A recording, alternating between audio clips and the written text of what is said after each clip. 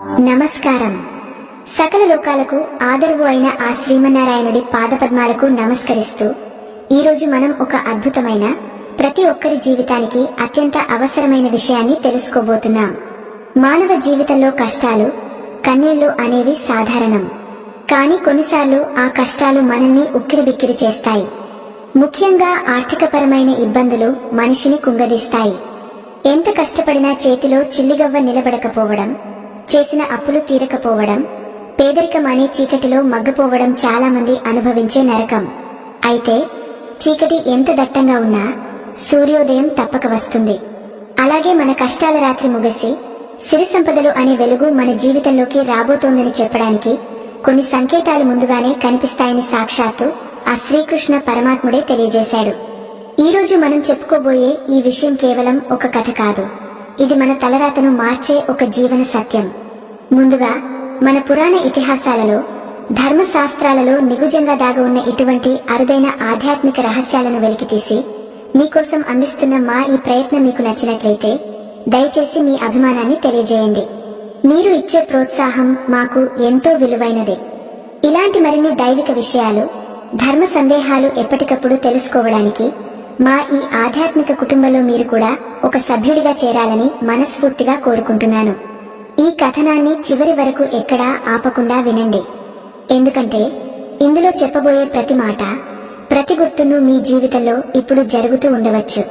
అది మీకు తెలిస్తే రాబోయే అదృష్టాన్ని మీరు రెండు చేతులా స్వాగతించవచ్చు. ఇక ఏమాత్రం ఆలస్యం చేయకుండా ఆ జగన్నాటక సూత్రధారి చెప్పిన పరమ సత్యాలను తెలుసుకుందాం. ఈ ప్రపంచంలో ప్రతి జీవి సుఖాన్ని కోరుకుంటుంది. ఆ సుఖం ధనంతో ముడిపడి ఉందని మనందరికీ తెలుసు. ధనం మూలం ఇదం జగత్ అని పెద్దలు ఊరికే అనలేదు.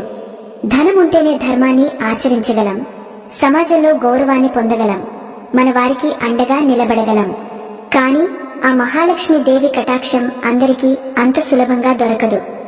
ఆమె చంచల స్వభావం కలిగినది, ఒకచోట స్థిరంగా ఉండదు అని పురాణాలు చెబుతున్నాయి. మరి అటువంటి చంచలమైన లక్ష్మిని మన ఇంట్లో స్థిరంగా ఉంచుకోవడం ఎలా?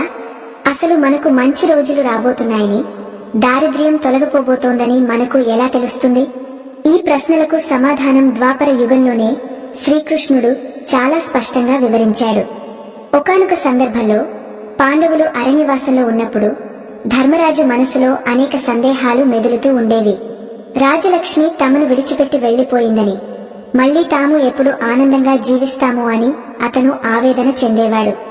అప్పుడు శ్రీకృష్ణుడు పాండవులను ఓదార్చుతూ, మనిషి జీవితంలో సంభవించే ప్రతి మార్పుకు ముందు ప్రకృతి కొన్ని సంకేతాలను ఇస్తుందని చెప్పాడు.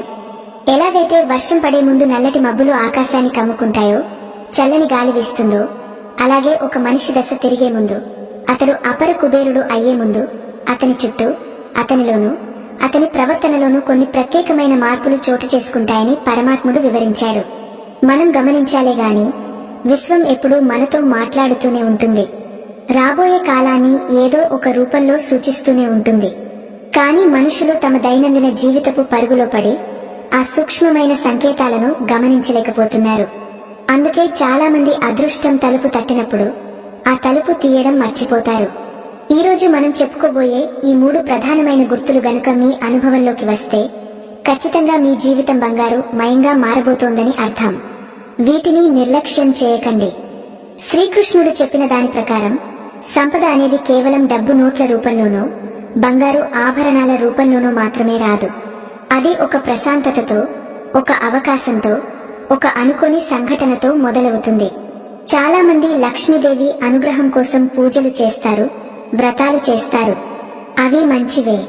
కానీ అంతకంటే ముఖ్యమైనది మన అంతరంగం. మన పాత్ర శుభ్రంగా లేనప్పుడు అందులో అమృతం పోసినా అది నిలబడదు కదా. అలాగే మన మనస్సు, మన శరీరం, మన ఇల్లు సంపదను స్వీకరించడానికి సిద్ధంగా లేనప్పుడు ఎంత ధనం వచ్చినా అది నీటి మీద రాతలా కరిగిపోతుంది. అందుకే భగవంతుడు ముందుగా మనల్ని సిద్ధం చేస్తాడు. ఆ సిద్ధం చేసే ప్రక్రియలో కనిపించే లక్షణాలే ఈ గుర్తులు. మన పూర్వీకులు కూడా ఈ విషయాన్ని బలంగా నమ్మేవారు. లక్ష్మీ కటాక్షం అనేది ఒక వ్యక్తి యొక్క పూర్వజన్మ సుకృతం మీద ఆధారపడి ఉంటుందని అంటారు. కానీ ఆ సుకృతం ఫలించే సమయం ఆసన్నమైందని చెప్పడానికి కొన్ని శకునాలు ఎదురవుతాయి. మనం ఇప్పుడు లోతుగా విశ్లేషించుకోబోయే ఆ 3 గుర్తులు ఏవో తెలిస్తే మీరు ఆశ్చర్యపోతారు. ఎందుకంటే అవి చాలా సాధారణంగా అనిపించవచ్చు, కానీ వాటి వెనుక ఉన్న అర్థం చాలా లోతైనది.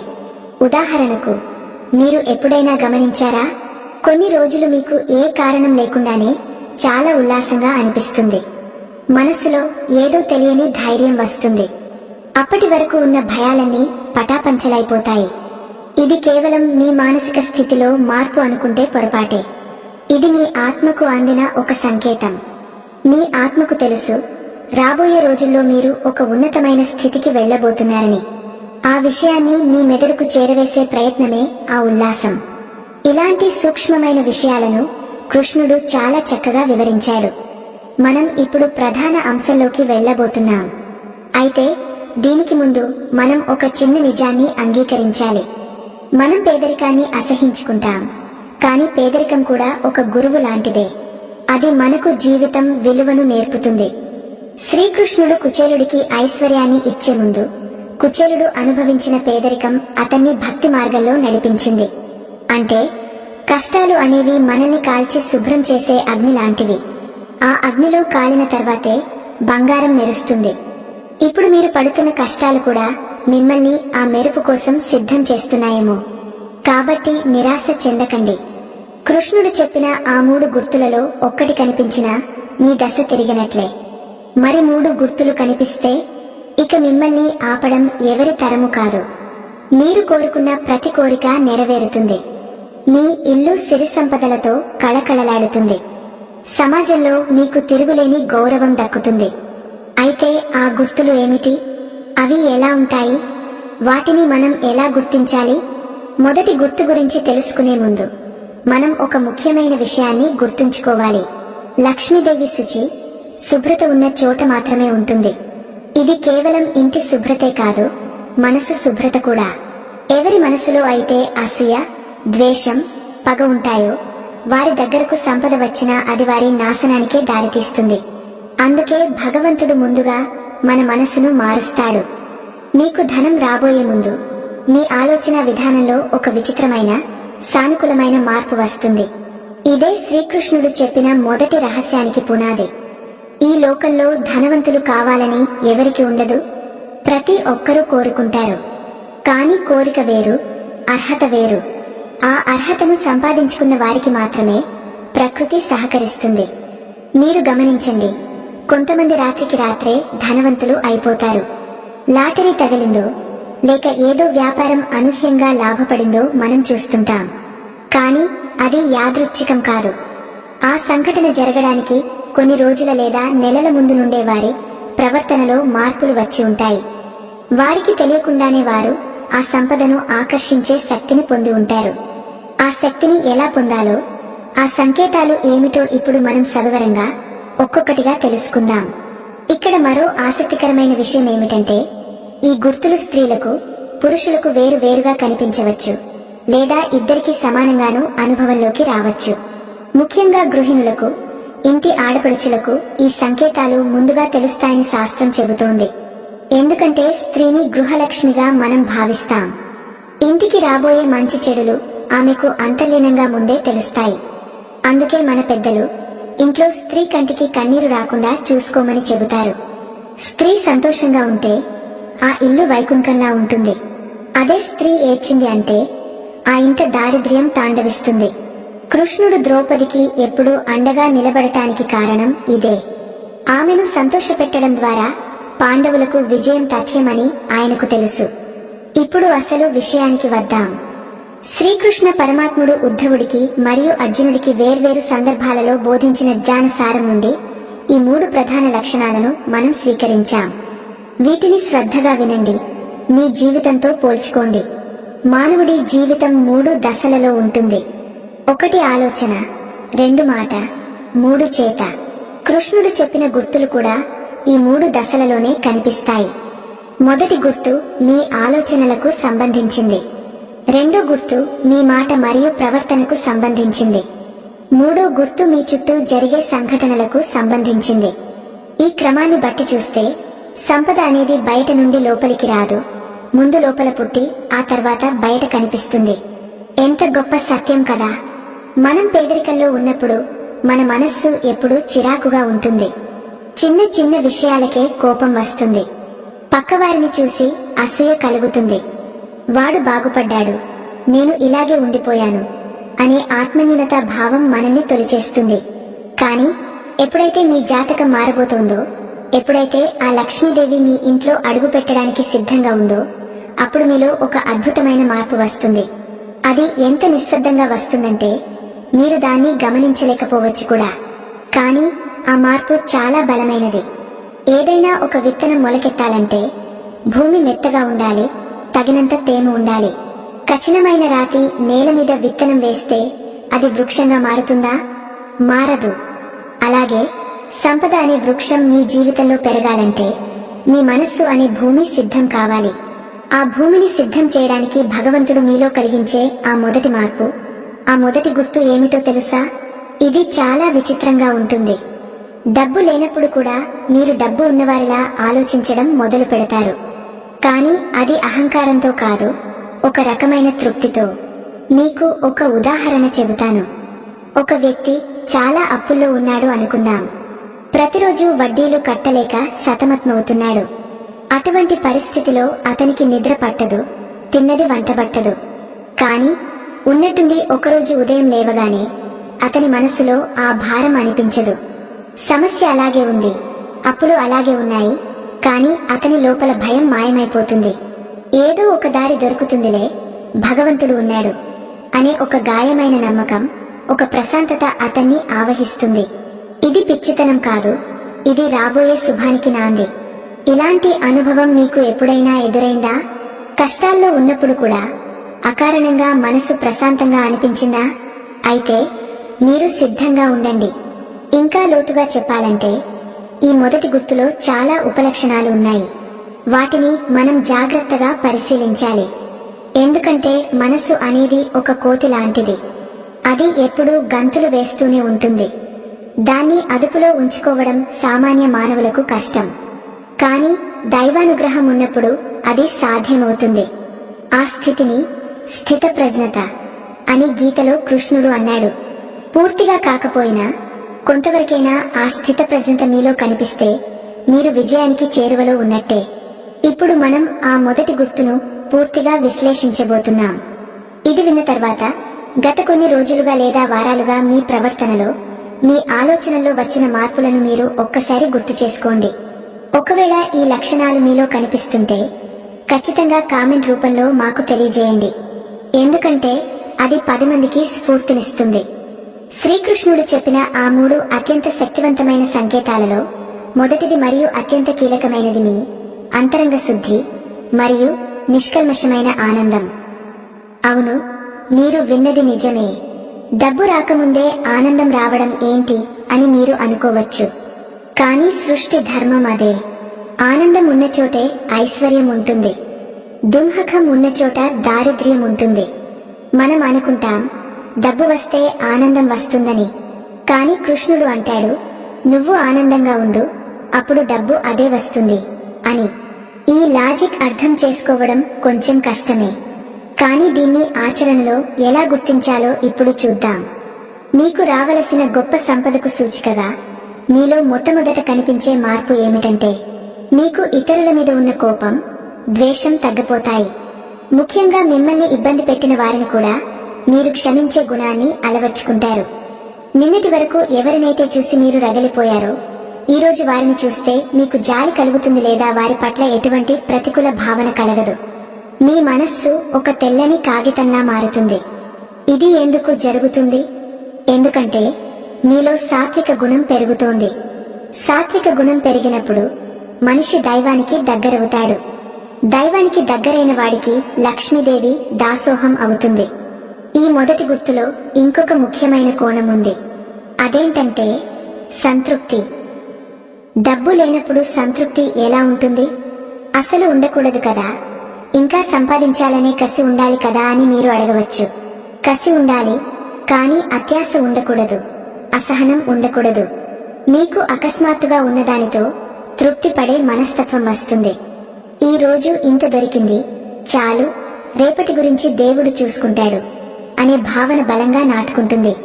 ఎప్పుడైతే మీరు నాకు ఇది చాలు అనుకుంటారో అప్పుడు ప్రకృతి నీకు ఇంకా ఇవ్వాలి అని నిర్ణయించుకుంటుంది.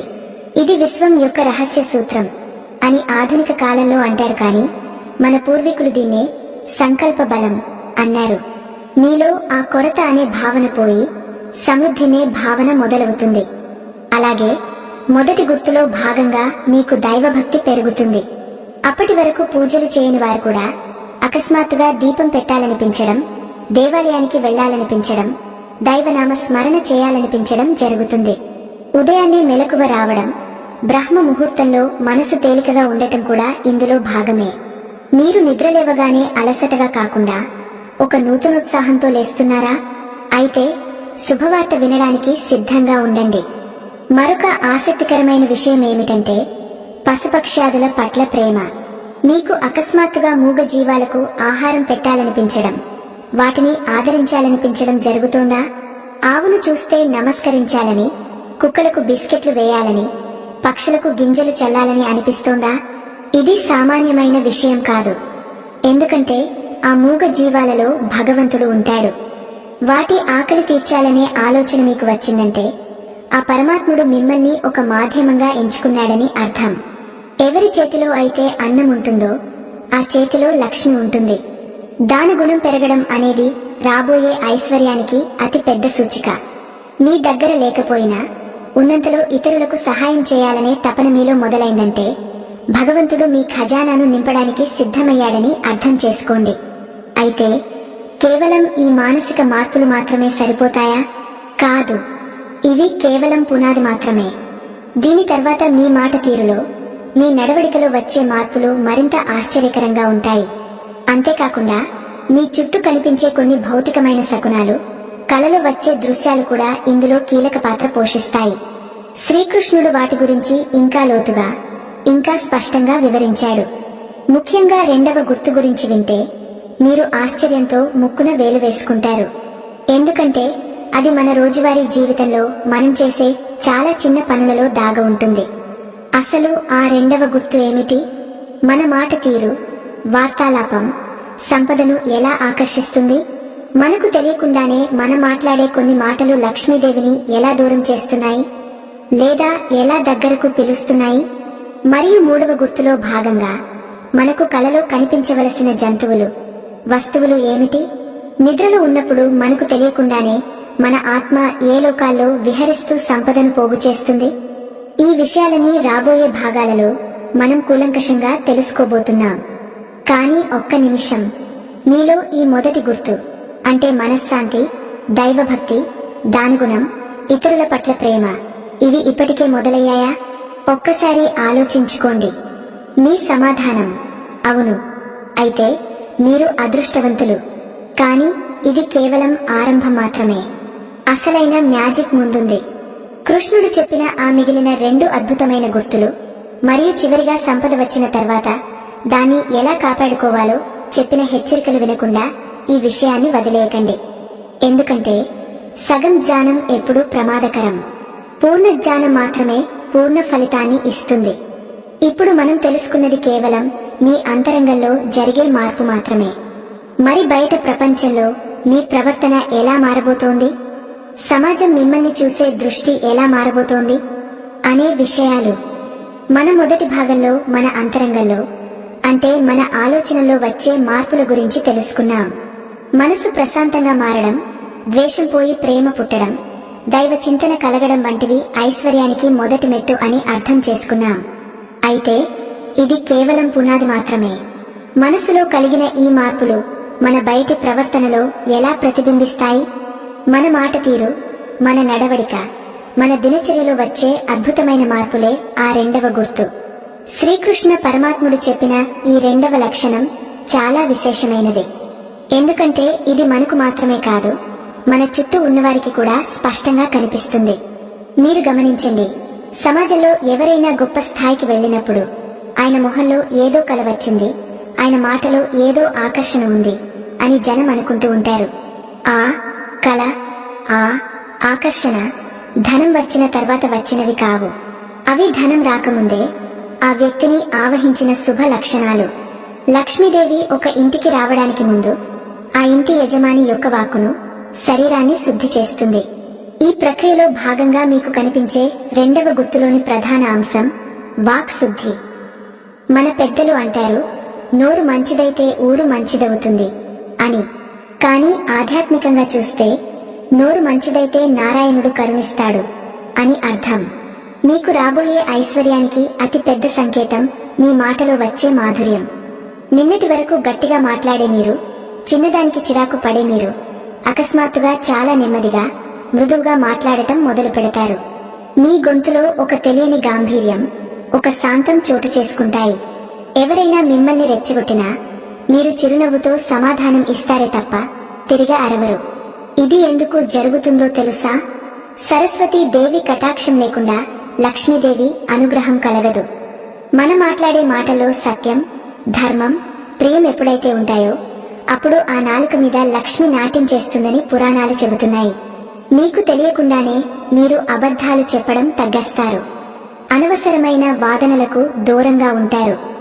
మౌనం అర్ధాంగీకారం అన్నట్లుగా గొడవ జరిగే చోట మౌనంగా ఉండటానికి ఇష్టపడతారు. ఇలా మీ మాట తీరు మారిందంటే మీ జేబు నిండబోతోందని అర్థం. ముఖ్యంగా పరనింద అంటే ఇతరుల గురించి చెడుగా మాట్లాడటం, చాడీలు చెప్పడం అనేది దరిద్రానికి పెద్ద సంకేతం. ఒకవేళ మీరు గతంలో అలా చేసి ఉండి ఇప్పుడు అకస్మాత్తుగా మీకు అలా చేయడం ఇష్టం లేకపోతే, ఎవరైనా మీ దగ్గరకు వచ్చి పక్కవారి గురించి చెడుగా చెబుతుంటే మీకు వినాలనిపించకపోతే అది చాలా శుభ పరిణామం. మీ ఆత్మ ఆ వ్యర్థమైన మాటల నుండి మిమ్మల్ని దూరంగా ఉంచుతోంది. ఎందుకంటే శుభ్రమైన మనసులో, శుభ్రమైన మాటలో మాత్రమే ఐశ్వర్యం నిలుస్తుంది. ఈ రెండవ గుర్తులో మరొక ముఖ్యమైన భాగం కుటుంబ సంబంధాలు. శ్రీకృష్ణుడు ఎప్పుడు చెబుతాడు, గృహమే దేవాలయం అని. లక్ష్మీదేవి స్త్రీ స్వరూపిణి. ఏ ఇంట్లో అయితే స్త్రీలు గౌరవించబడతారో, ఏ ఇంట్లో అయితే భార్యాభర్తల మధ్య అన్యోన్యత పెరుగుతుందో ఆ ఇంట్లోకి నడిచి రావడానికి లక్ష్మి ఇష్టపడుతుంది. మీకు ధన యోగం పట్టడానికి ముందు మీ ఇంట్లో గొడవలు వాటంతటా అవే సద్దుమణిగిపోతాయి. భార్యాభర్తల మధ్య అనవసరమైన వాగ్వివాదాలు తగ్గిపోతాయి. ఒకరినొకరు అర్థం చేసుకునే తత్వం పెరుగుతుంది. ఇన్నాళ్ళు చిన్న చిన్న విషయాలకు అరుచుకున్న మీరు ఇప్పుడు కలిసి మాట్లాడుకుంటారు. మీ జీవిత భాగస్వామి ముఖంలో మీకు సంతోషం కనిపిస్తుంది. ఇంట్లో పిల్లలు కూడా మాట వినడం మొదలు పెడతారు. ఇంటి వాతావరణం ప్రశాంతంగా ఒక ఆలయంలా మారుతుంది. సాయంత్రం వేళ ఇంట్లో దీపం పెట్టినప్పుడు ఆ దీపకాంతిలో మీ ఇల్లు మెరిసిపోతున్నట్లు అనిపిస్తుంది. ఇవన్నీ మీ ప్రమేయం లేకుండానే జరుగుతాయి. ఇవి ఆ తల్లి రాకకు సంకేతాలు. ఎక్కడైతే కలహాలు ఉండవో అక్కడ కలి ప్రభావం ఉండదు. కలి లేని చోట సిరి ఉంటుంది అని శాస్త్రవచనం. ఇంకొక ఆశ్చర్యకరమైన మార్పు మీ ఆహారపు అలవాట్లలో వస్తుంది. ఇది చాలా మంది గమనించరు, కానీ ఇది చాలా బలమైన సంకేతం. తామసిక ఆహారం అంటే అతిగా కారం, మసాలాలు, నిల్వ ఉంచిన పదార్థాలు, మాంసాహారం వంటి వాటి మీద మీకు తెలియకుండానే విరక్తి కలుగుతుంది. సాత్వికమైన ఆహారం, పండ్లు, పాలు, తీపి పదార్థాలు తినాలనిపిస్తుంది. తక్కువ తినాలనిపిస్తుంది. ఇది ఎందుకు జరుగుతుందంటే మీ శరీరం ఆ దైవిక శక్తిని తట్టుకోవడానికి తనను తాను శుద్ధి చేసుకుంటోంది. కడుపు తేలికగా ఉంటేనే మనసు తేలికగా ఉంటుంది. మనసు తేలికగా ఉంటేనే మంచి ఆలోచనలు వస్తాయి. ఆ మంచి ఆలోచనలే సంపదకు మార్గాలు వేస్తాయి. అలాగే మీ నిద్ర అలవాట్లలో కూడా మార్పులు వస్తాయి. దరిద్రం ఉన్నప్పుడు మనిషికి అతి నిద్ర ఉంటుంది, లేదా అసలు నిద్ర పట్టదు. కానీ ఐశ్వర్యం వచ్చే ముందు మీకు సుఖ నిద్ర పడుతుంది. అలాగే సూర్యోదయానికి ముందే మెలకువ వస్తుంది. అలారం లేకుండానే బ్రహ్మ ముహూర్తంలో మీరు నిద్రలేస్తారు. ఆ సమయంలో వాతావరణం అంతా దైవిక శక్తితో నిండి ఉంటుంది. ఆ శక్తిని గ్రహించడానికి ప్రకృతి మిమ్మల్ని నిద్రలేపుతుంది. ఉదయాన్నే లేచి స్నానం చేసి శుభ్రమైన బట్టలు వేసుకోవాలని, ఇంటిని శుభ్రం చేసుకోవాలని అనిపిస్తుంది. బద్ధకం అనేది మీ దరిదాపుల్లోకి కూడా రాదు. ఒక కొత్త ఉత్సాహం, ఏదో సాధించాలనే తపన మీలో ఉరకలేస్తుంది. ఇప్పుడు మనం చెప్పుకోబోయే మరొక ఉపలక్షణం చాలా అద్భుతమైనదే. అదే శారీరక తేజస్సు. మీ చర్మం రంగు ఏదైనా కావచ్చు, కానీ మీ ముఖంలో ఒక తెలియని కళ, గ్లో వస్తుంది. మీ కళ్ళలో ఒక మెరుపు వస్తుంది. మిమ్మల్ని చూసిన వాళ్ళు, ఏంటి ఈ మధ్య చాలా బాగున్నావ్, ఏమైనా కొత్తగా వాడుతున్నావా అని అడుగుతారు. కానీ మీరు ఏమీ వాడరు. అది మీ అంతరాత్మ ఆనందం బయటకు ప్రసరించడం వల్ల వచ్చే కాంతి. దీన్నే బ్రహ్మ తేజస్సు లేదా లక్ష్మీ కళ అంటారు. నుదుటి మీద కుంకుమ లేదా బొట్టు పెట్టుకుంటే అది ఎంతో అందంగా, నిండుగా కనిపిస్తుంది. అద్దంలో మిమ్మల్ని మీరు చూసుకున్నప్పుడు మీకే ముచ్చట వేస్తుంది. ఇది ఆత్మవిశ్వాసానికి నిదర్శనం. ఆత్మవిశ్వాసం ఉన్న చోట విజయం ఉంటుంది. శ్రీకృష్ణుడు అర్జునుడితో మాట్లాడుతూ, అర్జున, ఎవరికైతే కష్టాల్లో కూడా ధైర్యం సడలదో, ఎవరైతే తమ కర్తవ్యాన్ని చిరునవ్వుతో చేస్తారో వారి వెనుక నేను ఉంటాను, నా వెనుక సంపద ఉంటుంది అని చెప్పాడు. ఈ రెండవ గుర్తులో భాగంగా మీ పని పట్ల మీకు శ్రద్ధ పెరుగుతుంది. ఇన్నాళ్ళు ఏదో యాంత్రికంగా, అయిష్టంగా చేసిన పనులను ఇప్పుడు మీరు ప్రేమతో చేస్తారు. మీ ఆఫీసులోనూ, వ్యాపారంలోనూ, పొలంలోనూ మీరు చేసే పనిలో నైపుణ్యం పెరుగుతుంది. కొత్త ఆలోచనలు వస్తాయి. సమస్యలకు పరిష్కారాలు మీ మెదడులో తళుకున మెరుస్తాయి. ఇతరులు మీ సలహాల కోసం రావడం మొదలు పెడతారు. సమాజంలో మీకు తెలియకుండానే ఒక గౌరవం పెరుగుతుంది.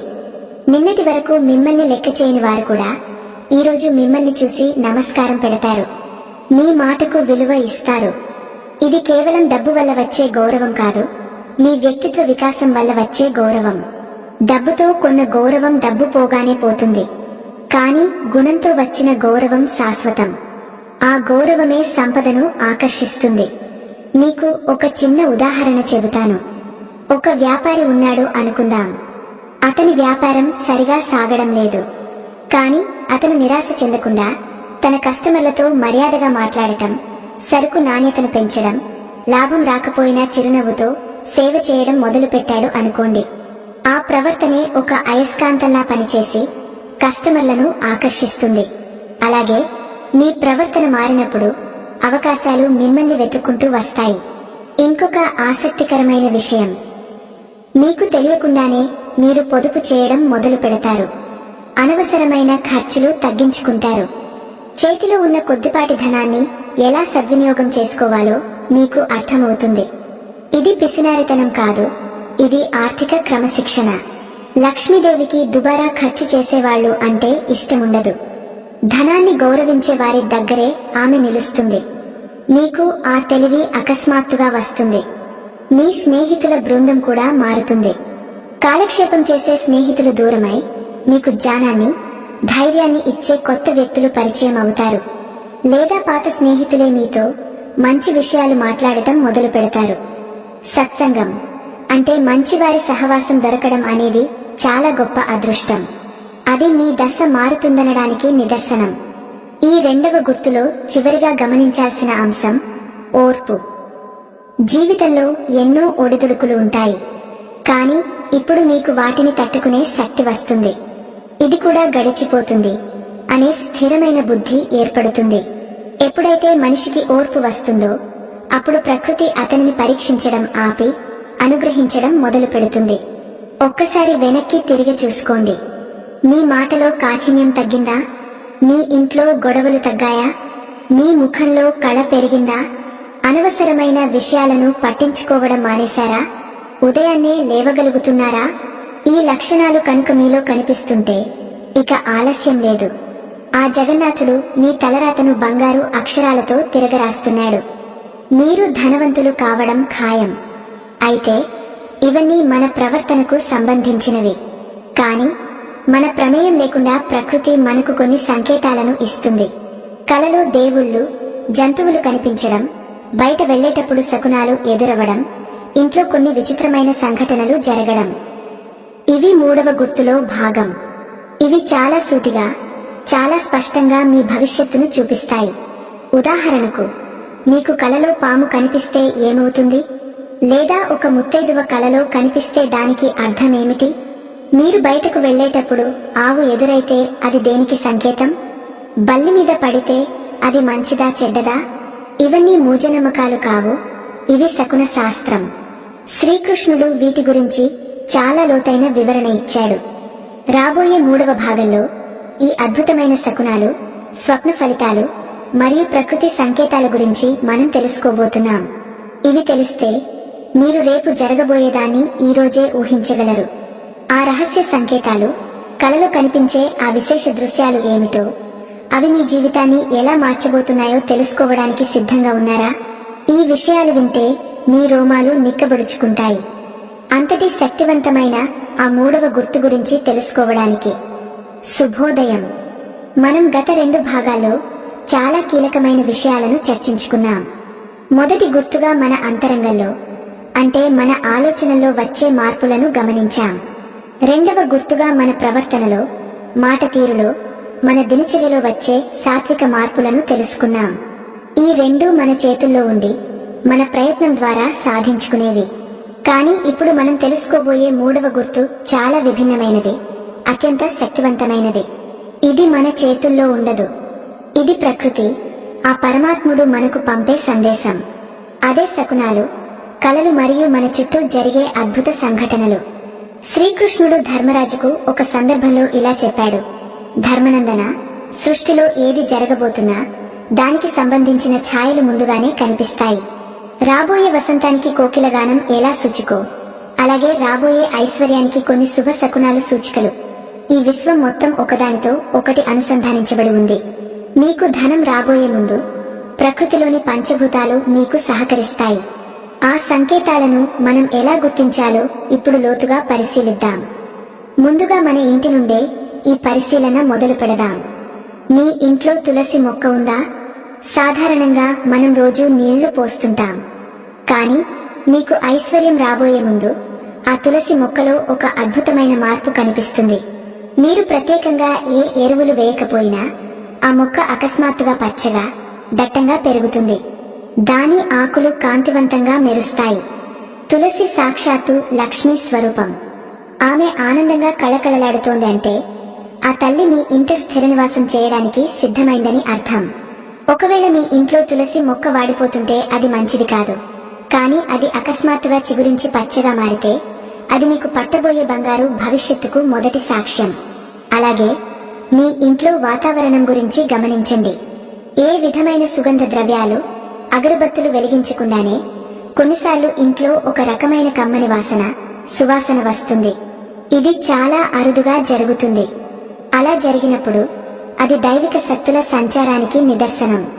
దేవతలు సంచరించే చోట సుగంధం వెలువడుతుందని పురాణాలు చెబుతున్నాయి. లక్ష్మీదేవికి సుగంధం అంటే చాలా ఇష్టం. మీ ఇల్లు సువాసనతో నిండిపోయిందంటే ఆమె మీ గడప దాటి లోపలికి వచ్చిందని అర్థం చేసుకోవాలి. ఇప్పుడు మనం బయట ప్రపంచంలో కనిపించే శకునాల గురించి మాట్లాడుకుందాం. మీరు ఏదైనా ముఖ్యమైన పని మీద లేదా ఉద్యోగానికి, వ్యాపారానికి బయలుదేరినప్పుడు మీకు ఎదురయ్యే దృశ్యాలు చాలా కీలకం. మీరు ఇంటి గడప దాటగానే ఒక ఆవు తన లేగదూడకు పాలిస్తూ కనుక కనిపిస్తే అది అత్యంత శుభ శకునం. ఆవులో సకల దేవతలు ఉంటారు. అందులోనూ తల్లి ఆవు తన బిడ్డకు పాలివ్వడం అనేది వాత్సల్యానికి, సమృద్ధికి సంకేతం. ఆ దృశ్యం మీకు కనిపించిందంటే ఆ రోజు మీకు తిరుగులేదు. మీకు రావలసిన బాకీలు వసూలు కావడం లేదా కొత్త ధనలాభం కలగడం ఖాయం. అలాగే మీరు వెళ్లే దారిలో ఎవరైనా ముత్తైదువ, అంటే నిండు సుమంగళి, చేతిలో నీళ్ల బిందెతో గాని, పూలతో గాని, పసుపు కుంకుమలతో గాని ఎదురైతే ఇక మీ పంట పండినట్లే. స్త్రీని శక్తి స్వరూపినిగా భావిస్తాం. నిండు కుండతో స్త్రీ ఎదురు రావడం అంటే మీ జీవితం కూడా ఆ కుండలా నిండుగా ఉండబోతోందని ప్రకృతి చెబుతున్న మాట. అలాగే గుడి గంటల శబ్దం, వేద మంత్రాల ఘోష లేదా శంఖం నాదం మీకు అప్రయత్నంగా వినిపిస్తే అది భగవంతుడు మీకు ఇస్తున్న ఆశీర్వాదం. శ్రీకృష్ణుడు పక్షుల గురించి కూడా ప్రస్తావించాడు. మీ ఇంటికి పక్షులు తరచుగా రావడం, గూళ్లు కట్టుకోవడం, పావురాలు లేదా పిచ్చుకలు, అవి కిలకిలారావాలు చేయడం శుభ సూచిక. పక్షులకు భవిష్యత్తు తెలుసు అంటారు. అవి ఏ ఇంటినైతే సురక్షితంగా, ఆనందంగా భావిస్తాయో ఆ ఇంటికే వస్తాయి. అవి వచ్చాయంటే ఆ ఇంట్లో నెగటివ్ ఎనర్జీ పోయి పాజిటివ్ ఎనర్జీ నిండిందని అర్థం. ముఖ్యంగా తెల్లని పక్షులు లేదా చిలుకలు ఇంటి ఆవరణలో కనిపిస్తే అది ధన యోగానికి సంకేతం. ఇప్పుడు అతి ముఖ్యమైన ఆశ్చర్యకరమైన విషయం గురించి చెప్పుకుందాం. అదే కలలు, స్వప్న శాస్త్రం. మన నిద్రలో వచ్చే కలలు కేవలం మెదడు కల్పనలు కాదు.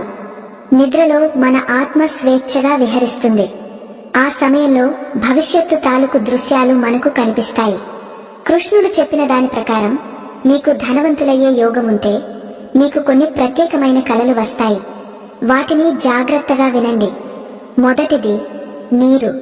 కలలో మీరు విశాలమైన సముద్రాన్ని గాని, నిండుగా ప్రవహిస్తున్న నదిని గాని చూస్తే, లేదా మీరు నదిలో ఈదుతున్నట్లు కలవస్తే అది సంపద ప్రవాహానికి సంకేతం. నీరు అంటే జీవం, నీరు అంటే సంపద. ఎండిపోయిన నది కనిపిస్తే కష్టం, కానీ నిండుగా ఉన్న నీరు కనిపిస్తే అది అఖండ ఐశ్వర్యం. అలాగే వర్షం పడుతున్నట్లు, ఆ వర్షంలో మీరు తడుస్తున్నట్లు కలవస్తే లక్ష్మి కటాక్షం మీ మీద వర్షంలా కురవబోతోందని అర్థం. రెండవది ఎత్తు ఎక్కడం. కలలో మీరు ఏదైనా పర్వతం ఎక్కుతున్నట్లు, లేదా ఒక పెద్ద భవనం మెట్లు ఎక్కి పైకి వెళ్తున్నట్లు, లేదా ఆకాశంలో ఎగురుతున్నట్లు కనిపిస్తే అది మీ జీవితంలో రాబోయే ఉన్నతికి నిదర్శనం. మీరు ఇప్పుడు ఉన్న స్థితి నుండి ఉన్నత స్థితికి వెళ్లబోతున్నారని మీ ఆత్మ మీకు చెబుతోంది. ఈ కల వచ్చిన కొద్ది రోజుల్లోనే మీకు ప్రమోషన్ గాని, వ్యాపారంలో లాభం గాని, సమాజంలో గౌరవం గాని పెరుగుతుంది. మూడవది జంతువులు. కలలో ఏనుగు, ముఖ్యంగా తెల్ల ఏనుగు కనిపిస్తే అది రాజయోగానికి సంకేతం. గజలక్ష్మి అంటే ఏనుగులతో కూడిన లక్ష్మి. ఏనుగు ఐశ్వర్యానికి, కీవికి ప్రతీక. అలాగే గుర్రం కనిపిస్తే మీ పనుల్లో వేగం పెరుగుతుందని అర్థం. మరొక విచిత్రమైన విషయం ఏమిటంటే పాము. చాలా మంది పాము కలలో కనిపిస్తే భయపడతారు. కానీ స్వప్న శాస్త్రం ప్రకారం పాము పడగ విప్పి నిలబడినట్లు, లేదా ఏదైనా సంపదను కాపాడుతున్నట్లు, లేదా తెల్లని పాము కనిపిస్తే అది నిధి నిక్షేపాలకు సంకేతం. మీకు అనుకోని ధనం కలిసి వస్తుందని అర్థం. అయితే పాము మిమ్మల్ని కరిచినట్లు కాకుండా ప్రశాంతంగా ఉన్నట్లు కనిపిస్తేనే ఈ ఫలితం ఉంటుంది. నాలుగవది దైవ దర్శనం. కలలో మీకు ఇష్ట దైవం గాని, దేవాలయం గాని, పూజారులు గాని, లేదా పూజా సామాగ్రి, పువ్వులు, పసుపు, కుంకుమ కనిపిస్తే అది సాక్షాత్తు భగవంతుడి పిలుపు. నేను నీతో ఉన్నాను, నీ కష్టాలు తీరాయి అని ఆయన చెబుతున్న మాట అది. ముఖ్యంగా కమలం పువ్వు, శంఖం, చక్రం వంటివి కనిపిస్తే అది విష్ణుమూర్తి అనుగ్రహానికి తిరుగులేని సాక్ష్యం. అలాగే కలలో పాలు, పెరుగు, నెయ్యి వంటి తెల్లని పదార్థాలు కనిపించినా లేదా తింటున్నట్లు అనిపించినా భోగభాగ్యాలు కలుగుతాయి. ఇక మన శరీరానికి సంబంధించిన కొన్ని శకునాలు కూడా ఉన్నాయి. మీ కుడి అరచేయి పురుషులకు, లేదా ఎడమ అరచేయి స్త్రీలకు తరచుగా దురద పెడుతోందా? ఇది చాలా మంది నమ్మే విషయమే అయినా దీని వెనుక ఒక సత్యం ఉంది. అరచేతిలో లక్ష్మీ స్థానం ఉంటుంది. అక్కడ శక్తి ప్రవాహం జరిగినప్పుడు దురదగా అనిపిస్తుంది. అంటే ధనం మీ చేతికి అందబోతోందని అర్థం. అలాగే కన్ను అదిరితే కూడా పురుషులకు కుడి, స్త్రీలకు ఎడమ శుభం జరుగుతుందని అంటారు. మరొక ఆసక్తికరమైన విషయం ఏమిటంటే దారిన పోతున్నప్పుడు దొరికే నాణేలు. మీరు నడుచుకుంటూ వెళ్తుంటే రోడ్డు మీద మీకు కాయిన్స్ గాని, డబ్బులు గాని దొరికాయా? అది తక్కువ మొత్తమే కావచ్చు, 1 రూపాయి కావచ్చు. కానీ దాన్ని తక్కువ అంచనా వేయకండి. అది లక్ష్మీదేవి మీకు పంపిన చిన్న బహుమతి. దాన్ని ఎప్పుడూ ఖర్చు చేయకూడదు. దాన్ని శుభ్రం చేసి, పసుపు రాసి మీ దేవుడి గదిలో లేదా మీ పర్సులో భద్రంగా దాచుకోవాలి. అది మిగిలిన ధనాన్ని ఆకర్షించే అయస్కాంతంలా పనిచేస్తుంది. ధనం దొరకడం అనేది మీ అదృష్టం తలుపు తట్టిందనడానికి నిదర్శనం. మీ ఇంటికి అనుకోకుండా అతిథులు రావడం కూడా ఒక మంచి సంకేతమే. అతిథి దేవో భవ అని మన సంస్కృతి. ముందస్తు సమాచారం లేకుండా భోజన సమయానికి ఎవరైనా సజ్జనులు, లేదా సాధువులు, లేదా చిన్న పిల్లలు మీ ఇంటికి వస్తే వారికి విసుగు చెందకుండా కడుపు నిండా అన్నం పెట్టండి. వారు రూపం మార్చుకుని వచ్చిన దేవతలు కావచ్చు. వారు తృప్తిగా వెళ్తే ఆ ఇంటికి సిరి సంపదలు వెల్లువలా వస్తాయి. కుచేలుడు కృష్ణుడి దగ్గరకు వెళ్ళినప్పుడు కృష్ణుడు అతిథి మర్యాదలు చేయడం వల్లనే కుచేలుడి దరిద్రం పోయింది. ఇప్పుడు ఒక ముఖ్యమైన ప్రశ్న. ఈ 3 గుర్తులు అంటే మనసులో మార్పు, ప్రవర్తనలో మార్పు మరియు ప్రకృతి ఇచ్చే సంకేతాలు, ఇవన్నీ మీకు కనిపిస్తున్నాయా? ఒకవేళ కనిపిస్తే మీరు కోటీశ్వరులు కాబోవడం ఖాయం. కానీ ఇక్కడే ఒక పెద్ద మెలిక ఉంది. ఒక ప్రమాదం పొంచి ఉంది. డబ్బు రావడం వేరు, అది నిలబడటం వేరు. రావణాసురుడు, దుర్యోధనుడు, హిరణ్యకశ్యపుడు వీరందరికీ అంతులేని సంపద ఉంది. కాని అది వారికి నాశనాన్ని తెచ్చిపెట్టింది తప్ప శాంతిని ఇవ్వలేదు. చివరికి ఆ సంపద వారిని వదిలి వెళ్లిపోయింది. ఎందుకంటే లక్ష్మీదేవికి ఒక అక్క ఉంది. ఆమె పేరు అలక్ష్మి, జ్యేష్ఠాదేవి. పురాణాల ప్రకారం లక్ష్మీదేవి రావడానికి ముందు కొన్నిసార్లు అలక్ష్మి వచ్చి మనల్ని పరీక్షిస్తుంది. లేదా లక్ష్మి వచ్చిన వెంటనే మనలో అహంకారం పెరిగితే లక్ష్మి వెళ్లిపోయి అలక్ష్మి తిష్ట వేస్తుంది. శ్రీకృష్ణుడు ఉద్ధవుడికి ఒక రహస్యం చెప్పాడు. సంపద వచ్చిన కొత్తలో మనిషి చేసే కొన్ని చిన్న తప్పులు ఆ సంపదను ఆవిరి చేస్తాయి. లక్ష్మిని నిలబెట్టుకోవాలంటే కొన్ని కఠినమైన నియమాలు పాటించాలి.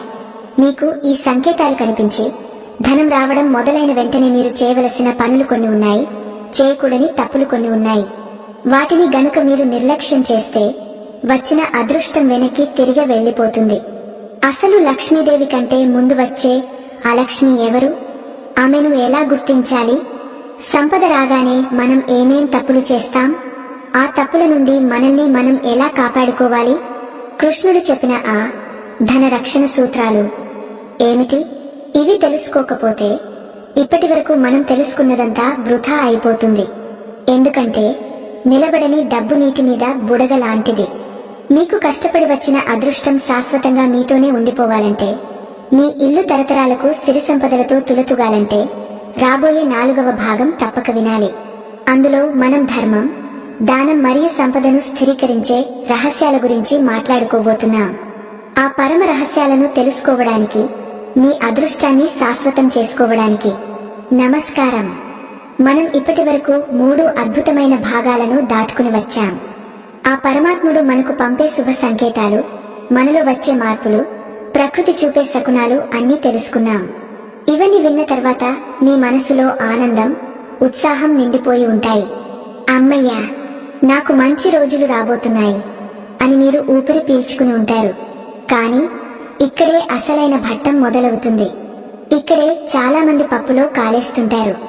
ఈ 4వ భాగం వినకపోతే మీకు దక్కిన అదృష్టం చేజారిపోయే ప్రమాదం ఉంది. అందుకే శ్రీకృష్ణుడు కేవలం సంపదను ఎలా పొందాలో చెప్పడమే కాదు, దాన్ని ఎలా కాపాడుకోవాలో, అది మనల్ని నాశనం చేయకుండా ఎలా జాగ్రత్త పడాలో కూడా చాలా స్పష్టంగా హెచ్చరించాడు. ఈ ప్రపంచంలో ధనం సంపాదించడం ఒక ఎత్తు అయితే, దాన్ని నిలబెట్టుకోవడం మరొక ఎత్తు. మనం చాలా మందిని చూస్తుంటాం. అకస్మాత్తుగా కోట్లు గడిస్తారు, కార్లు, బంగళాలు కొంటారు. కానీ కొన్నాళ్లకే మళ్లీ రోడ్డు మీదకు వచ్చేస్తారు. ఉన్నదంతా పోగొట్టుకుని అప్పుల పాలై పరువు పోగొట్టుకుంటారు. ఇలా ఎందుకు జరుగుతుంది? లక్ష్మీదేవి ఎందుకు అంత త్వరగా వారిని విడిచిపెట్టి వెళ్లిపోతుంది? దీనికి కారణం అలక్ష్మి. అవును, లక్ష్మీదేవికి ఒక అక్క ఉంది. ఆమె పేరే జ్యేష్ఠాదేవి లేదా అలక్ష్మి. పురాణాల ప్రకారం క్షీరసాగర మథనం జరిగేటప్పుడు అమృతం కంటే ముందు హాలాహలం, విషం పుట్టింది. అలాగే లక్ష్మీదేవి పుట్టక ముందు అలక్ష్మి పుట్టింది. ఈ విషయం వెనుక ఉన్న పరమ రహస్యం ఏమిటంటే, సంపద మీ దగ్గరకు వచ్చే ముందు లేదా వచ్చిన వెంటనే ఈ అలక్ష్మి కూడా మీ ఇంట్లోకి ప్రవేశించడానికి ప్రయత్నిస్తుంది. ఆమె దారిద్ర్యానికి, దురదృష్టానికి, కలహాలకు అధిదేవత. ఆమె ఎక్కడ ఉంటుందో తెలుసా? ఎక్కడైతే అహంకారం ఉంటుందో, ఎక్కడైతే అధర్మం ఉంటుందో, ఎక్కడైతే పరిశుభ్రత లోపిస్తుందో అక్కడ ఆమె తిష్ట వేస్తుంది. లక్ష్మీదేవి మీ ఇంటికి వస్తున్నప్పుడు మీకు తెలియకుండానే మీలో గర్వం పెరిగితే లక్ష్మీదేవి వెనక్కి వెళ్లిపోయి అలక్ష్మి లోపలికి వస్తుంది. అప్పుడు ఉన్న సంపద ఆవిరైపోవడమే కాదు, లేనిపోని రోగాలు, గొడవలు వచ్చి పడతాయి. శ్రీకృష్ణుడు దీని గురించి వివరిస్తూ, సంపద అనేది మనిషి యొక్క నిజస్వరూపాన్ని బయటపెట్టే ఒక పరీక్ష అని అన్నాడు. పేదరికంలో ఉన్నప్పుడు అందరూ వినయంగానే ఉంటారు, చేతులు కట్టుకుని ఉంటారు. కానీ జేబులో 4 డబ్బులు పడగానే మనిషి నడక మారుతుంది, చూపు మారుతుంది. నిన్నటి వరకు స్నేహితులతో కలివిడిగా ఉన్న వ్యక్తి డబ్బు రాగానే వారిని తక్కువ చేసి చూస్తాడు, బంధువులను దూరం పెడతాడు, తల్లిదండ్రుల మాటను లెక్క చేయడు. ఇది అలక్ష్మి ప్రభావం. ఎప్పుడైతే మీ బుద్ధి వక్రరిస్తుందో అప్పుడే మీ పతనం ప్రారంభమైనట్లు లెక్క. ముఖ్యంగా శ్రీకృష్ణుడు హెచ్చరించిన కొన్ని ప్రమాదకరమైన అలవాట్లు ఉన్నాయి. సంపద రాగానే చాలా మంది చేసే మొదటి తప్పు అన్నం పరబ్రహ్మ స్వరూపం అనే మాటను మర్చిపోవడం. డబ్బు లేనప్పుడు ఆకలి విలువ తెలుస్తుంది. మెతుకు మెతుకును గౌరవిస్తారు. కాని డబ్బు రాగానే హోటళ్లలో విందుల్లో సగం తిని సగం పారేయడం మొదలు పెడతారు. ఆహారాన్ని వృధా చేయడం, అన్నాన్ని నిందించడం వంటివి చేస్తే అన్నపూర్ణేశ్వరి ఆగ్రహిస్తుంది. అన్నం ఎక్కడ అవమానించబడుతుందో అక్కడ సిరి నిలబడదు. మీ ఇంట్లో మిగిలిన అన్నాన్ని డస్ట్ బిన్ లో పారేస్తున్నారా? అయితే మీరు లక్ష్మీదేవిని బయటకు గేలేస్తున్నట్లే. రెండవ ప్రమాదం స్త్రీలను అవమానించడం. ఇది చాలా తీవ్రమైన విషయం. లక్ష్మీదేవి స్త్రీ స్వరూపం. మీ దగ్గర డబ్బు ఉందని గర్వంతో మీ భార్యను గాని, తల్లిని గాని, తోటి ఉద్యోగులను గాని చులకనగా చూస్తే, వారికంట కన్నీరు పెట్టిస్తే మీ బ్యాంక్ బ్యాలెన్స్ ఎంత ఉన్నా అది శూన్యం అయిపోతుంది. రావణాసురుడి లంక బంగారు మయం. కాని సీతమ్మ కన్నీరు ఆ లంకను బూడిద చేసింది. కౌరవుల దగ్గర అంతులేని సైన్యం, సంపద ఉన్నాయి. కాని ద్రౌపదిని అవమానించిన పాపానికి వారు సర్వనాశనం అయ్యారు. సంపద పెరిగే కొద్దీ ఇంట్లో ఆడవారి పట్ల మీ గౌరవం ఇంకా పెరగాలి. అప్పుడే ఆ సంపద వృద్ధి చెందుతుంది. మూడవ తప్పు సోమరితనం. మనం రెండవ భాగంలో చెప్పుకున్నాం, లక్ష్మి వచ్చే ముందు మనిషి చురుగ్గా ఉంటాడు, బ్రహ్మ ముహూర్తంలో లేస్తాడు అని. కానీ దురదృష్టం ఏమిటంటే డబ్బు రాగానే మనిషికి బద్ధకం వస్తుంది. నా దగ్గర డబ్బుంది కదా, పనివాళ్లు చేస్తారులే అని నిద్రపోవడం మొదలు పెడతాడు. సూర్యుడు నెత్తి మీదకు వచ్చినా నిద్ర లేవకపోవడం, ఇంటిని అపరిశుభ్రంగా ఉంచుకోవడం, స్నానం చేయకుండా భోజనం చేయడం వంటి తామసిక అలవాట్లు అలవర్చుకుంటారు. గుర్తుంచుకోండి, లక్ష్మీదేవి చంచలమైనది. ఆమె ఒకచోట స్థిరంగా ఉండదు. ఆమెను కట్టిపడేయగలిగేది కేవలం శ్రమ మరియు శుద్ధి మాత్రమే. మీరు శ్రమించడం మానేస్తే ఆమె వేరే చోటికి వెళ్లిపోతుంది. శ్రీకృష్ణుడు చెప్పిన మరొక ముఖ్యమైన విషయం వ్యసనాలు. ధనం రాగానే చాలా మందికి లేనిపోని అలవాట్లు వస్తాయి. జూదం, మత్తుపానీయాలు, పరస్త్రీ వ్యామోహం వంటివి అలక్ష్మికి ఆహ్వాన పత్రికలు. మహాభారతంలో ధర్మరాజు అంతటి ధర్మాత్ముడే సంపద మదంతో జూదమాడి సర్వం కోల్పోయాడు. కలియుగంలో ఇది మరీ ఎక్కువ. పార్టీ పేరుతో చేసే అనవసరపు ఖర్చులు, విలాసాలు మీ పుణ్యాన్ని తినేస్తాయి. పుణ్యం అయిపోతే ధనం కూడా అయిపోతుంది. ఇది కర్మ సిద్ధాంతం. అలాగే దాన ధర్మం మర్చిపోవడం మరొక పెద్ద తప్పు. మీరు పేదరికంలో ఉన్నప్పుడు దేవుడా నాకు డబ్బు ఇస్తే పేదలకు సాయం చేస్తాను అని మొక్కుకుంటారు. కాని డబ్బు రాగానే ఇది నా కష్టం, వాళ్లకి ఎందుకు ఇవ్వాలి అనే స్వార్థం పుడుతుంది. పిసినారితనం పెరుగుతుంది.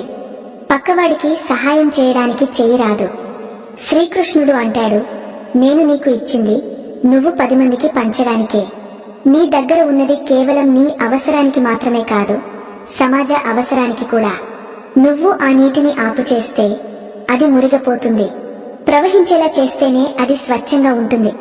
మీరు దానం ఆపేస్తే ప్రకృతి మీకు ఇచ్చే దారిని కూడా మూసివేస్తుంది. ఇంకొక సూక్ష్మమైన విషయం ఏమిటంటే వాక్ పరుషత్వం. మనం ముందే చెప్పుకున్నాం, మంచి మాట ఐశ్వర్యానికి సంకేతమని. కానీ డబ్బు ప్రభావం వల్ల మళ్లీ మీ నోరు జారడం మొదలు పెడితే, అహంకారంతో మాట్లాడితే అది వినాశనానికి నాంది. డబ్బు ఉంటే ఏదైనా మాట్లాడొచ్చు అనుకుంటే పొరపాటే. శని ప్రభావం మనిషి నాలుక మీద మొదట కనిపిస్తుంది. ఎప్పుడైతే మీరు పనివారిని, తక్కువ స్థాయి వారిని తిట్టడం మొదలు పెడతారో అప్పుడే మీ పతనం ఖరారైందని అర్థం. కృష్ణుడు చెప్పిన ఈ విషయాలను బట్టి మనకు ఏమర్థమవుతోంది? సంపద అనేది ఒక బాధ్యత. అది ఒక ఆయుధం లాంటిది. అది రక్షించగలదు, చంపగలదు. అది ఎవరి చేతిలో ఉంది అనేదాన్ని బట్టి ఫలితం ఉంటుంది. మీరు యోగ్యులు కాకపోతే ఆ సంపదే మిమ్మల్ని నాశనం చేస్తుంది. అందుకే మన పెద్దలు ఐశ్వర్యం వస్తే అణిగమణిగ ఉండాలి అని చెప్పారు. చెట్టుకు కాయలు కాసే కొద్ది కొమ్మలు కిందకు వంగుతాయి.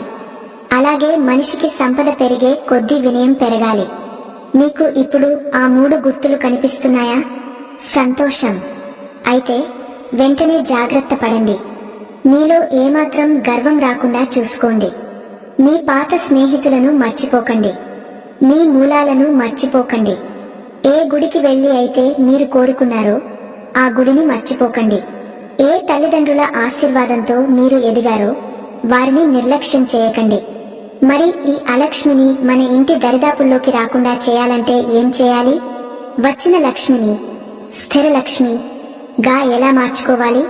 దీనికి శ్రీకృష్ణుడు కొన్ని అద్భుతమైన ధర్మ సూత్రాలు మరియు పరిహారాలు చెప్పాడు. ఇవి పూజలు మాత్రమే కాదు, ఇవి జీవన విధానాలు. మీరు ప్రతిరోజు చేయవలసిన కొన్ని చిన్న చిన్న పనులు ఉన్నాయి. అవి చేస్తే మీ సంపదకు ఏ దృష్టి దోషం తగలదు, ఏ గ్రహ దోషం అడ్డురాదు. అలాగే సంపదలో కొంత భాగాన్ని ఎలా ఖర్చు చేయాలో కూడా ఒక లెక్క ఉంది. మన సంపాదనలో ఎంత శాతం దేవుడికి, ఎంత శాతం దానానికి, ఎంత శాతం పొదుపుకు కేటాయించాలి? ఈ ఆర్థిక గణితం గురించి శ్రీకృష్ణుడు ఉద్ధవుడికి వివరించాడు. ఇది తెలిస్తే మీ సంపద తరగదు, పెరుగుతూనే ఉంటుంది.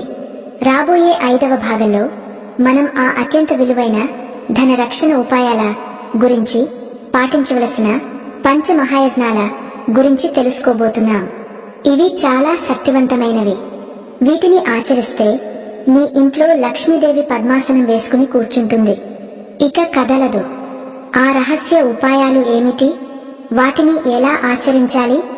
రోజువారీ జీవితంలో వాటిని ఎలా భాగం చేసుకోవాలి అనే విషయాలు తెలుసుకోవడానికి నమస్కారం.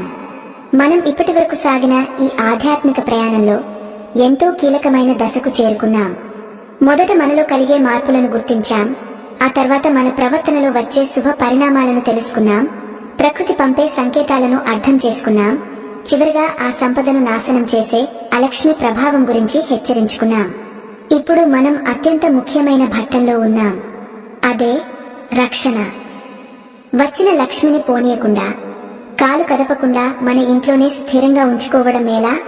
శ్రీకృష్ణ పరమాత్ముడు ఉద్ధవుడికి ఉపదేశించిన స్థిర లక్ష్మి రహస్యాలు ఏమిటి? ఈ 5వ భాగం మీ జీవితానికి ఒక కవచం లాంటిది. దీన్ని శ్రద్ధగా వినండి. వీలైతే ఒక పుస్తకంలో రాసుకోండి. ఎందుకంటే ఇవి కేవలం మాటలు కాదు, మంత్రాల కంటే శక్తివంతమైన జీవన సూత్రాలు. లక్ష్మీదేవి స్వభావం చంచలం అని మనందరికీ తెలుసు. ఆమె మెరుపు తీగ లాంటిది. కాసేపు ఇక్కడ ఉంటుంది, మరుక్షణం మాయమైపోతుంది. మరి అటువంటి తల్లిని అమ్మవారే స్వయంగా నేను ఎక్కడికి వెళ్ళను, ఇక్కడే ఉంటాను అని మాట ఇచ్చేలా చేయడమేలా? దీనికి కృష్ణుడు కొన్ని అద్భుతమైన నియమాలను, ధర్మాలను వివరించాడు. వీటిని ఆచరించడానికి మీకు కోట్లు ఖర్చు పెట్టాల్సిన అవసరం లేదు. కేవలం శ్రద్ధ, భక్తి ఉంటే చాలు. మొట్టమొదటి నియమం గడప పూజ. మన ఇంటి ప్రధాన ద్వారం కేవలం మనం లోపలికి రావడానికి మాత్రమే కాదు, అది లక్ష్మీదేవికి స్వాగత ద్వారం. శ్రీకృష్ణుడు చెప్పిన దాని ప్రకారం ఏ ఇంటి గడప అయితే ప్రతిరోజు శుభ్రంగా పసుపు కుంకుమలతో కళకళలాడుతూ ఉంటుందో ఆ ఇంటికి అలక్ష్మి, దరిద్ర దేవత రాలేదు. ఆమె గడప వరకు వచ్చి ఆ పవిత్రతను చూసి వెనక్కి వెళ్లిపోతుంది. కానీ ఏ ఇంటి గడప దుమ్ముతో, బూజుతో, చెప్పులతో చిందరవందరగా ఉంటుందో అక్కడికి లక్ష్మీదేవి రాదు, నేరుగా దరిద్రమే వస్తుంది. అందుకే మీకు ధన యోగం పట్టగానే లేదా పట్టాలని కోరుకున్నప్పుడు ప్రతిరోజు ఉదయాన్నే సూర్యోదయానికి ముందే లేచి ఇంటి ముఖద్వారాన్ని శుభ్రం చేసి నీళ్లు చల్లి చిన్న ముగ్గు వేయడం అలవాటు చేసుకోండి. ఇది చాలా చిన్న పనిగా అనిపించవచ్చు, కానీ దీని ఫలితం అమోఘం. ఆ ముగ్గు బియ్యం పిండితో వేస్తే ఇంకా మంచిది. ఎందుకంటే ఆ పిండిని చీమలు, చిన్న పురుగులు తింటాయి. ఉదయాన్నే ఒక జీవికి ఆహారం పెట్టిన పుణ్యం మీకు దక్కుతుంది. ఆ పుణ్యమే మీకు రక్ష. రెండవ ముఖ్యమైన నియమం వంటగది రహస్యం. అగ్నిదేవుడు, అన్నపూర్ణాదేవి కొలువై ఉండే చోట వంటగది. రాత్రిపూట ఎంగిలి గిన్నెలను, అపరిశుభ్రమైన పాత్రలను అలాగే వదిలేసి నిద్రపోవడం అనేది దరిద్రానికి అతి పెద్ద కారణం. రాత్రి సమయంలో నకారాత్మక శక్తులు, నెగటివ్ ఎనర్జీ సంచరిస్తుంటాయి. అవి ఆ ఎంగిలి వాసనకు ఆకర్షితమవుతాయి. దీనివల్ల ఇంట్లో అనారోగ్యాలు, గొడవలు వస్తాయి. లక్ష్మీదేవికి దుర్వాసన అంటే గిట్టదు. కాబట్టి కనీసం వంటగదిని శుభ్రం చేసి, స్టవ్ తుడిచి, గిన్నెలను కడిగి లేదా నీళ్లు చల్లి పక్కన పెట్టి పడుకోవడం మంచిది. ఇది పాటిస్తే మీ ఇంట్లో ధాన్యానికి లోటు ఉండదు. ఇప్పుడు శ్రీకృష్ణుడు చెప్పిన పంచమహాయజ్ఞాల గురించి సరళంగా చెప్పుకుందాం. యజ్ఞం అంటే హోమం గుండం వేసి చేసేది మాత్రమే కాదు. ప్రతి గృహస్థుడు, కుటుంబమున్న వ్యక్తి ప్రతిరోజు చేయవలసిన 5 పనులు ఉన్నాయి. వీటిని చేస్తే ఆ ఇంటికి ఎలాంటి దోషాలు అంటవు, సంపద తరగదు. మొదటిది దేవ యజ్ఞం, అంటే ఇంట్లో దీపం వెలిగించడం. ఉదయం సాయంత్రం దేవుడి ముందు దీపం వెలిగించి కనీసం 2 నిమిషాలు కళ్ళు మూసుకుని దండం పెట్టుకోవడం. దీపకాంతి అజ్ఞానాన్ని, దరిద్రాన్ని పారదోలుతుంది. ఏ ఇంట్లో సంధ్యా సమయంలో దీపం వెలగదో ఆ ఇల్లు శ్మశానంతో సమానం అని శాస్త్రం చెబుతోంది. మీకు ఎంత పని ఉన్నా సాయంత్రం వేళ దీపం పెట్టడం మర్చిపోకండి. రెండవది పితృ యజ్ఞం, అంటే పెద్దలను గౌరవించడం. బతికున్న తల్లిదండ్రులను సేవించడం, చనిపోయిన పెద్దలను పండుగ రోజుల్లో తలుచుకోవడం. ఎవరి కళ్లలో అయితే తల్లిదండ్రుల ఆనందం కనిపిస్తుందో వారికి ఏ గ్రహ దోషాలు అడ్డురావు. కృష్ణుడు తన తల్లిదండ్రులైన దేవకి వసుదేవులను, పెంపుడు తల్లిదండ్రులైన యశోదనందులను ఎంతగా గౌరవించాడో మనకు తెలుసు. ఆ గుణమే ఆయనకు శ్రీకృష్ణుడిగా కీర్తిని తెచ్చింది. మూడవది మనుష్య యజ్ఞం, అంటే అతిథి సత్కారం. ఇంటికి వచ్చిన వారికి మంచి నీళ్లు ఇవ్వడం, వీలైతే అన్నం పెట్టడం. ఇది మనం ముందే చెప్పుకున్నాం. కానీ ఇక్కడ ముఖ్యమైన విషయం ఏమిటంటే ఎవరైనా ఆకలితో ఇంటికి వస్తే వారిని వెనక్కి పంపకూడదు, ఒక ముద్ద అయినా పెట్టాలి. నాలుగవది భూత యజ్ఞం, ఇది చాలా శక్తివంతమైనది. మీ వంటగదిలో వండిన పదార్థంలో మొదటి ముద్దను లేదా మొదటి రొట్టెను వేరుగా తీసి దాన్ని ఆవుకు గాని, కాకికి గాని, కుక్కకు గాని పెట్టడం. మనం తినే ఆహారంలో కొంత భాగం ఈ సృష్టిలోని ఇతర జీవులకు చెందుతుంది. మనం మొత్తం మనమే తినేస్తే అది పాపం అవుతుంది. నా కోసం మాత్రమే కాదు, ఈ సృష్టి కోసమే నేను బతుకుతున్నాను అనే భావన దీని వెనుక ఉంది. గోమాతకు అరటిపండు లేదా పచ్చగడ్డి తినిపించడం వల్ల 33 కోట్ల దేవతల ఆశీర్వాదం లభిస్తుంది. ఇది మీకు ధన రక్షణ కవచంలా పనిచేస్తుంది. ఐదవది ఋషి యజ్ఞం లేదా బ్రహ్మ యజ్ఞం, అంటే మంచి విషయాలు తెలుసుకోవడం, 10 మందికి చెప్పడం, పురాణాలు చదవడం లేదా వినడం. ఇప్పుడు మీరు ఈ వీడియో ద్వారా చేస్తున్నది అదే. జ్ఞానాన్ని సముపార్జించడం కూడా ఒక యజ్ఞమే. ఇప్పుడు మనం ధన వినియోగం గురించి కృష్ణుడు చెప్పిన అద్భుతమైన గణితాన్ని చూద్దాం. డబ్బు రాగానే దాన్ని ఎలా వాడాలి? అంతా ఖర్చు పెట్టేయాలా? అంతా దాచేయాలా? కాదు. సంపదను 4 భాగాలుగా విభజించాలని శాస్త్రం చెబుతోంది. మొదటి భాగం ధర్మం కోసం, అంటే మీ సంపాదనలో 10వ వంతు 10% దేవుడికి లేదా సామాజిక సేవకు, పేదలకు సహాయం చేయడానికి కేటాయించాలి. దీన్ని దశమాంశం అంటారు. మీరు ఒక 100 రూపాయలు సంపాదిస్తే అందులో 10 రూపాయలు మీవి కావు, అవి ధర్మానికి చెందినవి. ఆ 10 రూపాయలు ఇవ్వడం వల్ల మిగిలిన 90 రూపాయలు పవిత్రమవుతాయి, సురక్షితంగా ఉంటాయి. ఇది ఒక బీమా లాంటిది. మీరు దేవుడికి భాగస్వామ్యం ఇస్తున్నారు. అప్పుడు మీ కష్టసుఖాలను దేవుడే చూసుకుంటాడు. రెండవ భాగం భోగం కోసం, అంటే మీ కుటుంబ అవసరాలకు, ఆహారానికి, బట్టలకు, చిన్న చిన్న సంతోషాలకు. పిసినారిలా ఉండకూడదు. భగవంతుడు ఇచ్చింది అనుభవించడానికి కూడా, కానీ అది ధర్మబద్ధంగా ఉండాలి. మీ పిల్లల చదువు, ఆరోగ్యం, ఇంటి నిర్వహణ ఇందులోకే వస్తాయి. మూడవ భాగం వృద్ధి కోసం, అంటే ఆ డబ్బును మళ్లీ పెట్టుబడి పెట్టడం. వ్యాపారంలో గాని, భూమి మీద గాని, లేదా పొదుపు రూపంలో గాని దాన్ని పెంచే మార్గాల్లో పెట్టాలి. లక్ష్మిని ఒకచోట బంధించకూడదు, ఆమెను పనిలో పెట్టాలి. అప్పుడే ఆమె రెట్టింపు అవుతుంది. నాలుగవ భాగం ఆపద కోసం, అంటే భవిష్యత్తులో రాబోయే కష్టాల కోసం కొంత దాచిపెట్టాలి. దీన్ని ముట్టుకోకూడదు. అత్యవసర పరిస్థితి వచ్చినప్పుడు మాత్రమే వాడాలి. ఈ 4 భాగాల సూత్రాన్ని ఎవరైతే పాటిస్తారో వారి జీవితంలో ఎప్పుడూ ఆర్థిక ఇబ్బందులు ఎదుర్కోరు. వారి దగ్గర ధనం నిండు కుండలా తొణికిసలాడుతూ ఉంటుంది. మరొక చిన్న చిట్కా, ఉప్పు. సముద్రంలో పుట్టింది కాబట్టి ఉప్పు లక్ష్మీ స్వరూపం. ఇంట్లో ఉప్పు ఎప్పుడూ నిండుగా ఉండాలి. ఉప్పు డబ్బా ఖాళీ కాకూడదు. అలాగే ఎవరికైనా ఉప్పును చేతితో నేరుగా ఇవ్వకూడదు. కింద పెట్టి తీసుకోమని చెప్పాలి లేదా చెంచాతో వేయాలి. సాయంత్రం పూట లేదా శుక్రవారం నాడు ఉప్పును ఎవరికీ అప్పుగా ఇవ్వకూడదు. వారానికి ఒకసారి రాళ్ల ఉప్పు, కల్లు ఉప్పు వేసిన నీటితో ఇల్లు తుడిస్తే ఇంట్లో ఉన్న దృష్టి దోషాలు, నకారాత్మక శక్తులు పోతాయి. ఇల్లు ప్రశాంతంగా మారుతుంది. అలాగే డబ్బును ఎప్పుడూ లెక్కలేనితనంగా ఎక్కడ పడితే అక్కడ పడేయకూడదు. పర్సులో నోట్లను మడతలు పడకుండా, చిరిగిపోకుండా భద్రంగా పెట్టుకోవాలి. చిల్లర నాణేలను కూడా గౌరవించాలి. లక్ష్మీదేవికి శుభ్రత అంటే ఇష్టం, క్రమశిక్షణ అంటే ప్రాణం.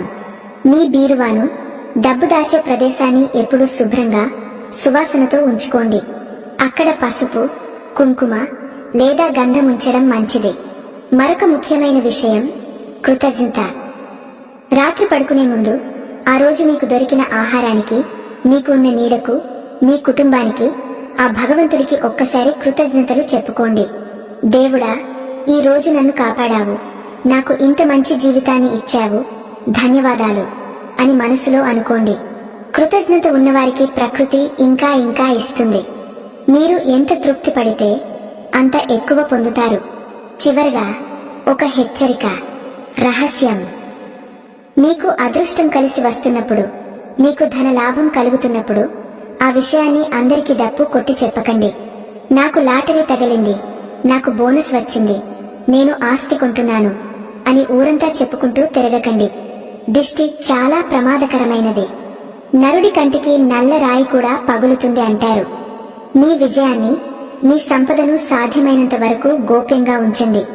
కేవలం మీ కుటుంబ సభ్యులతో మాత్రమే పంచుకోండి. చెట్టు ఎదిగే కొద్దీ దానికి గాలివాన దెబ్బ ఎక్కువ తగులుతుంది. అందుకే అది నిలబడాలంటే వేర్లు బలంగా ఉండాలి. ఆ వేర్లే మీ రహస్య ప్రవర్తన. ఆర్భాటం వద్దు, ఆడంబరం వద్దు. నిశ్శబ్దంగా ఎదగండి. మీ విజయం శబ్దం చేయాలి, మీ నోరు కాదు. ఇప్పటి వరకు మనం చాలా విషయాలు నేర్చుకున్నాం. ఈ సూత్రాలన్నీ పాటిస్తే ఖచ్చితంగా మీ ఇల్లు సిరి సంపదలతో అలరారుతుంది. అయితే ఈ కథనం ఇక్కడితో ముగసిపోలేదు. అసలైన ముగింపు ఇంకా మిగిలే ఉంది. మనం డబ్బు సంపాదిస్తాం, దాచుకుంటాం, అనుభవిస్తాం. కానీ చివరకు ఏం మిగులుతుంది? అసలు శ్రీకృష్ణుడు ఈ 3 గుర్తులను చెప్పడం వెనుక ఉన్న అంతిమ ఉద్దేశ్యం కేవలం మనల్ని ధనవంతులను చేయడమేనా? లేక అంతకంటే గొప్పది ఏదైనా ఉందా? అర్ధాంతరంగా ముగిసిన కథ ఎప్పుడు పూర్తి ఫలితాన్ని ఇవ్వదు. 6వ భాగంలో మనం ఒక అద్భుతమైన ముగింపును చూడబోతున్నాం. అదే ఫలశ్రుతి. ఈ మొత్తం విషయాన్ని విన్న తర్వాత మీకు కలిగే అంతిమ ఫలితం ఏమిటి? అలాగే ఒకవేళ మీకు ఈ గుర్తులు ఇంకా కనిపించకపోతే వాటిని బలవంతంగా ఎలా తెచ్చుకోవాలి?